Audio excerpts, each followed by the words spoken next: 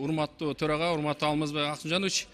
Мына мамлекетибизде көрүнүктүү жакшы иштер болуп атат. Ал иштердин бири бул мамлекеттик ипотекалык компания аркылуу турак жайы жок мамлекеттик кызматчыларга, жана врачтарыбызга, мугалимдерибизге жана мигранттарыбызга мамлекет башчыбыздын программасы ишке ашырылып атат. Кече күнү мына биз бюджет комитети көчмө жыйын өттү мамлекеттик ипотекалык компанияда. Ишмердүүлүгү менен таанышып келдик, жана ошондой эле курулуп жаткан үйлөр менен да көрүп келдик да.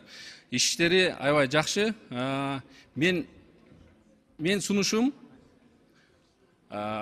жогорку кеңештин аппаратынын кызматкерлерине жөнөкөй турак жайга камсыз болгон кызматкерлерге ушул мамлекеттик ипотекалык компания аркылуу ушул көп жылдык жогорку кеңештин мөөнөткө берилген жерине көп патрилүү үй куруп берүүсүн сунуш кылам. Протоколдук тапшырма берем, урматтуу төрага.